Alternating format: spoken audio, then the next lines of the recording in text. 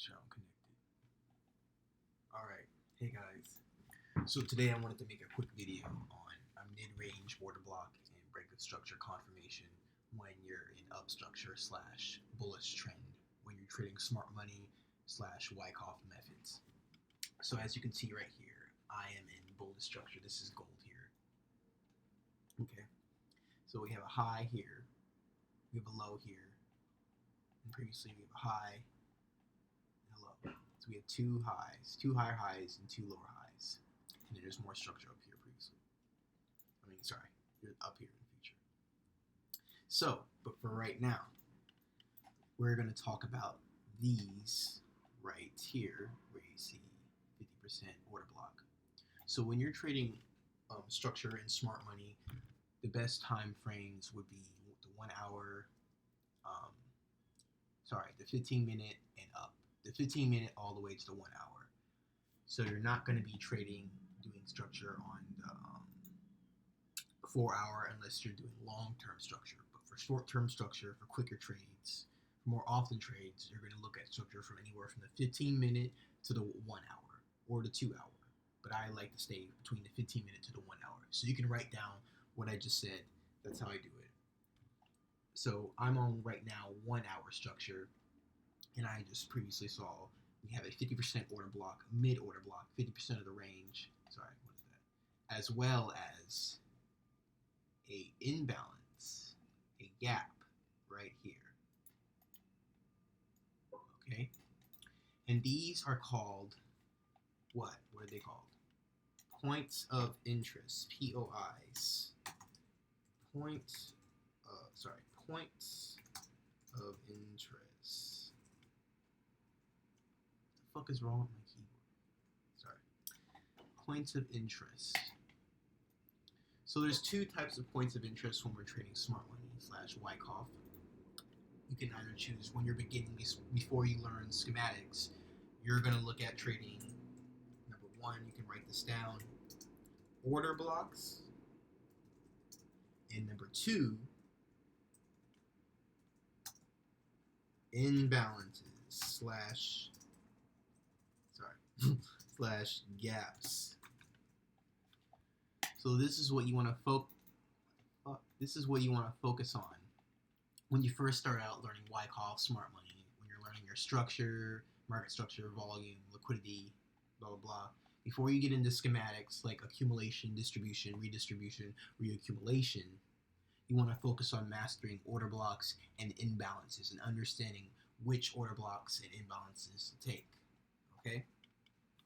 So, I actually have, I was going to say I had some rules that you can write down as well for when you're trading order blocks. And then we'll get into imbalances in the next video, but I really wanted to emphasize order blocks on this video because we have one right here.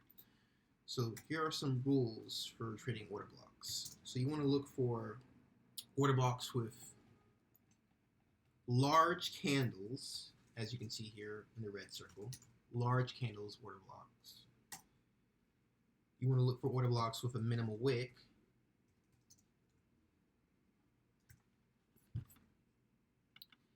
And you also want to look for order blocks that have that engulf each other, an engulfing candle. And you want to have, here's another one. And when you're trading order blocks, you want to use a tool called the GAN box, which I'll show you here in a second. And you want to write a line in the center at 50% of that order block. So as you can see right here, that line, it says 50% order block is at the direct center of that block, those two engulfing candles. So, did I write that down? No, I did not. Let me write that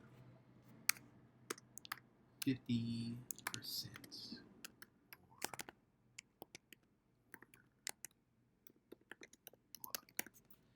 and you want to have unhealthy price action, as you can see here. So after where you see in red, after this order block, you can see it just shoots up. Okay, just straight up, shoots straight up and takes out that previous structure there. So that's unhealthy price action. You don't want to see price action like you see up here, where it's like up, down, up, down, up. you want an order block that looks like this, that shoots straight up or straight down, and preferably order blocks that knock out previous structure like this. So 50% of the smallest candle, which was right here, which would be the black candle. I have black and white to show you the contrast of buying and selling. So you would do, in this case, buying 50% of the smallest candle here, which is that black candle. And you want that area to be completely unfilled, which means you see this area right here that I'm about to, there we go. So this needs to be unfilled here. So there can't be any other candles that come back down like this. It can't come back down here and then you still say that's order block. No, it has to be completely untouched.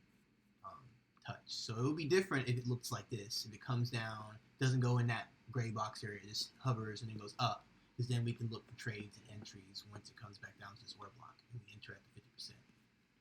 So we want to look for this area to be unfilled. So to remember that, you're always going to want to get your rectangle shape here and go at the ends of the black candle, or your smallest candle in this case, whether you're in up structure or down structure, bullish trend or bearish trend. And so I'm going to write that down. So we have area completely unfilled. Hell, why is it keep small candle? Don't worry, I'll move it so you can see after I'm done. And the next one is, this is the last one, number 7. Your order blocks typically should be at the top or bottom of your range.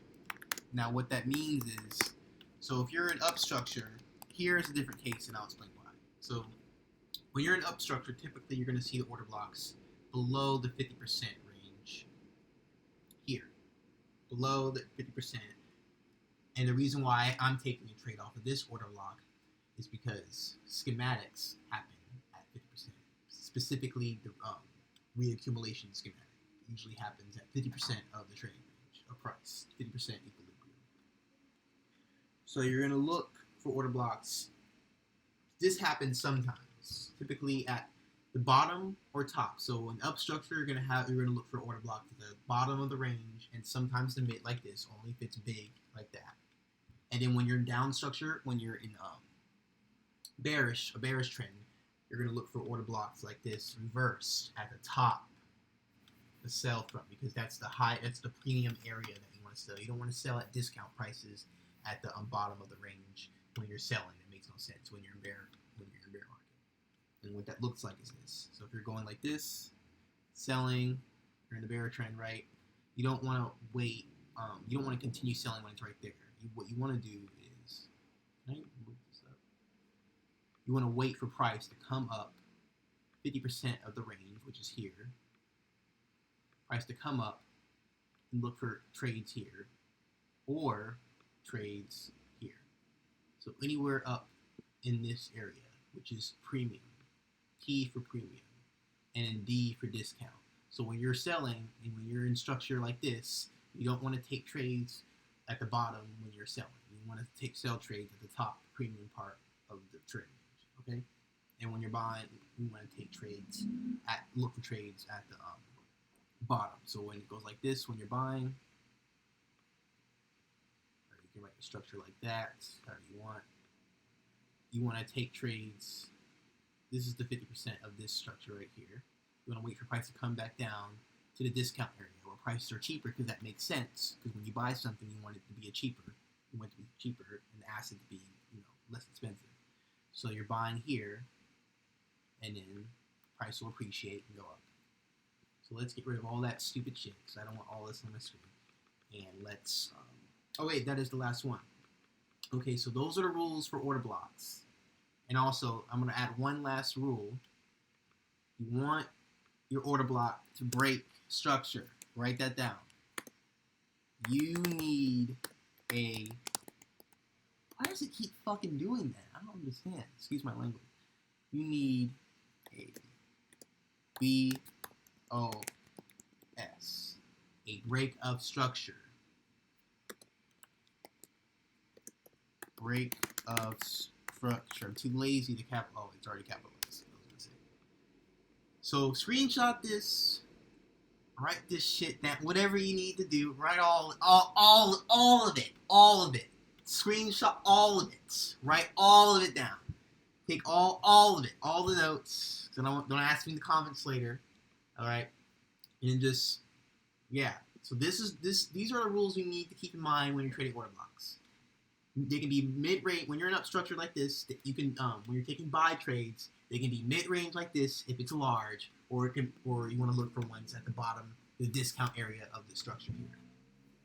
Okay, and remember, when you're first starting out before schematics, you want to use or you want to look for order blocks and imbalances. And if you're wondering what a schematic is, the definition of an actual schematic is if you're trying to understand or designing a system, okay, like a building or something.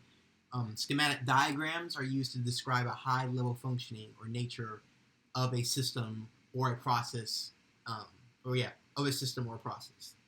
So in Forex, in trading schematics, these are used to understand the market. We don't have any on the screen, but we will in other videos in the future. But right now we're focusing on the basics.